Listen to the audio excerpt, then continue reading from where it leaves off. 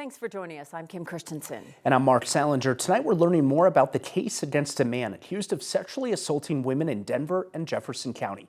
Police want to know if there are more women out there who know something. 9 News reporter Spencer Soisher is in Denver. And Spencer, that's where this man is now facing charges. Yeah, that's right. And this case is sealed in Denver, but we were able to obtain documents from the Jefferson County Sheriff's Office. They show how police were able to identify a suspect through DNA testing and genealogy. Denver police are looking for anyone with information about this man, Mackie McLean. He's facing 8 felony charges, including kidnapping and sexual assault. 9 News Investigates obtained court documents from the Jefferson County Sheriff's Office that claim back in January of 2024, McLean picked up a woman at a bar in Denver and drove her home to Black Hawk. Investigators say on the way, McLean pulled over on Highway 6 and raped her. Court documents show DNA evidence linked this woman's case to 2 other open sex assault cases in Denver, but none with a lead suspect. We start to build those family trees out. That's where genetic investigative genealogy comes in. In this case, we got extract from the Jefferson County Crime Lab. And we took that extract and we got it sequenced, which is a different process than the process that they do in your common crime lab. Former Denver District Attorney Mitch Morrissey runs United Data Connection. The Jeffco Sheriff's Office says it gave him the DNA packet. Morrissey then submitted those samples into a system that people use to track their genealogy. You start building the family trees of the closest matches. And we can tell by the genealogy work and charts about how much the person shares, what potential relationship they are to the individual that we're looking for. Court documents show in December, this process narrowed it down to one single person of interest, McLean. Investigators say they ran his license plate and saw his car in the area near Highway 6 that night in January in Black Hawk. A warrant was issued for McLean's arrest, and he was taken into custody. Genetic investigative genealogy has been used in high-profile cases where there was DNA left at the scene but no match in the system. The method was used in the Golden State Killer case that we've heard about over the years, as well as the University of Idaho stabbings that happened a couple years back. Live in Denver, Spencer Soisher, 9 News. Tonight, America is getting an up-close look at Denver's immigration policies. Mayor Mike Johnston took questions under oath before Congress at a 6-hour hearing today. 9 News anchor Kyle Clark joins us from Capitol Hill. And Kyle, you've covered politics here for more than a decade, so any surprises for you today? You know, Kim, there were 2 big surprises for me. First off, I was surprised that House Republicans, specifically the 4 Coloradans who spoke today, were not able to successfully tie Denver's lack of full cooperation with immigration agents to what is currently going on with the notorious migrant gang issues in Aurora. Because, I mean, it was just last night that President Donald Trump, speaking to Congress here, described Aurora as a beautiful town destroyed by immigration. But the link between Denver and Aurora on immigration was never fully established in the House oversight hearing today. I was also quite surprised that Denver Mayor Mike Johnston was able to avoid becoming the main character of this congressional hearing. He likes to debate, he likes to convince people, but that can be a dangerous trait when the people that you're talking to are in charge of the microphones and are looking for those made-for-TV gotcha moments. But Johnson was fairly restrained. He defended Denver's handling of the migrant crisis in a way that even got some Republicans to admit that he and Denver had just faced a brutally difficult situation. It wasn't perfect, and it required sacrifice from all of us. But in the end, Denver came out stronger and closer than we were before. Because Americans expect us to do more than point fingers. They expect us to solve problems. So if Denver can find a way to put aside our ideological differences long enough to manage a crisis we didn't choose or create, it seems only fair to ask that the body that is actually charged with solving this national problem, this Congress, can finally commit to do the same. Colorado's most prominent questioner on the panel was Republican Congresswoman Lauren Boebert, who did not really make any news in her exchanges with Mayor Johnson. It was actually the first time that the 2 of them had ever had a conversation. Following that marathon hearing, I sat down with both Boebert and Johnston. Thank you, Mr. Chairman. That was a long hearing. It was. Did you say anything that you regret? I didn't. I guess that's a good measure for success. No, I feel like all of our answers were clear and accurate. Did we learn anything new about Denver's sanctuary policies?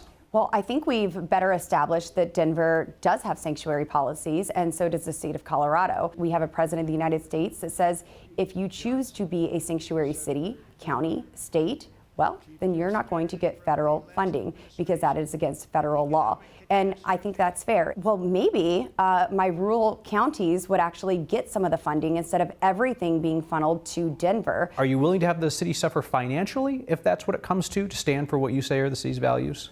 I mean, this one is clear that the city does not violate any federal law. So there's no grounds by which the federal government could legally cut funding to a city like ours. There's nothing we're out of compliance with. Mayor Johnston. Republicans on the House Oversight Committee said little about pulling federal funding from Denver. But one did say she was looking to the Trump Justice Department to bring criminal charges against Mayor Johnston for violating a harboring law. Do you think you're going to get arrested?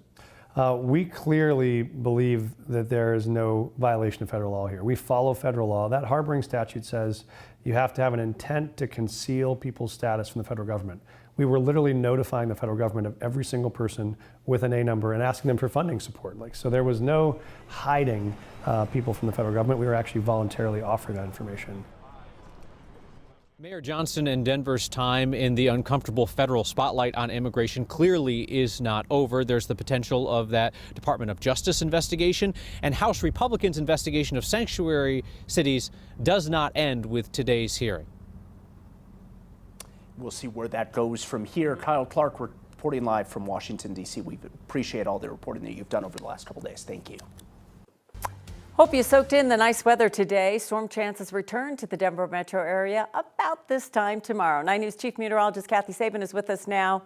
Got one good day in. That's right. And I'll give you a good weekend. How about that? Perfect. Okay. That's great. It was a warm Wednesday, you guys, and temperatures soared into the 50s. We have a quiet night out there, not dealing with a lot of wind. It's not overly cold. Temperatures are still in the 40s for many areas, but there's a storm on the way. The winds will be increasing over the mountains and foothills tonight, and the snow's already starting to fall with a Pacific storm that will come in 3 waves. The first wave coming in tonight. Snow showers beginning to fill in on the radar, and we're under a winter storm warning for 10 to 20 inches of snow at your favorite ski resort. Pick a resort, a mountain range. They're going to get heavy snow, difficult travel getting in and out of the mountains starting tonight. And for Denver, we're looking pretty good until about 24 hours from now. After a warm Wednesday, we're tracking the next storm and chance of rain and snow. The timing and impact is just ahead.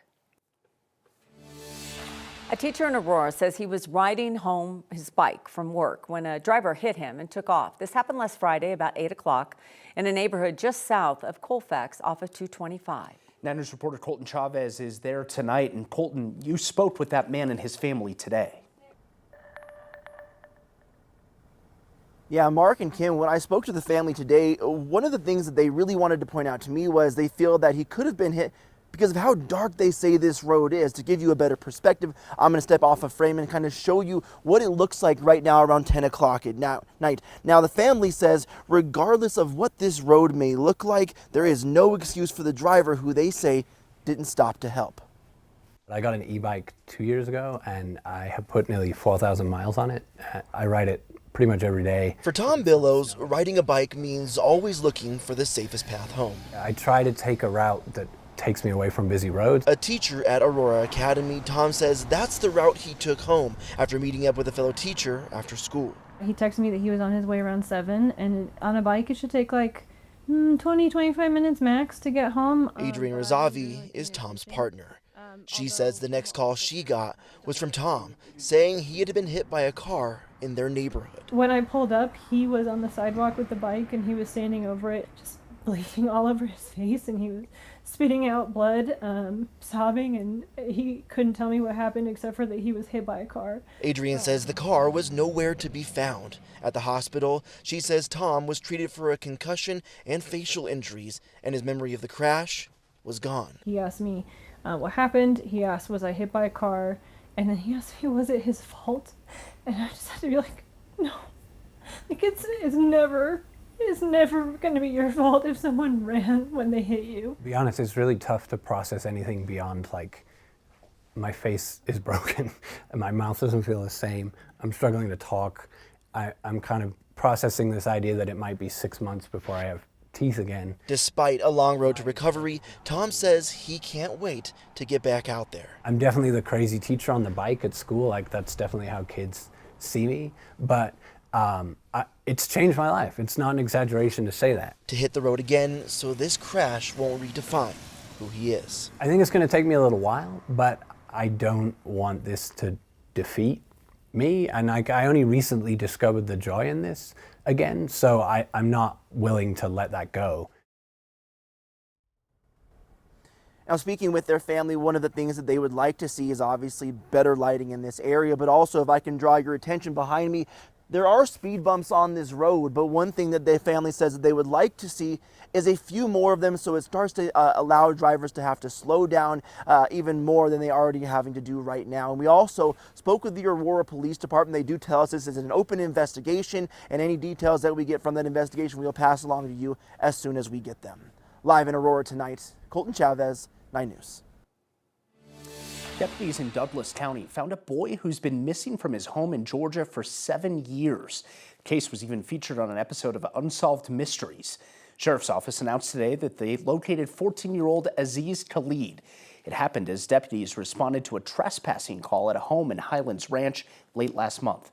Deputies say they found a man and a woman walking out of the house and gave conflicting stories on who they were, even used aliases and conflicting stories on why they were there.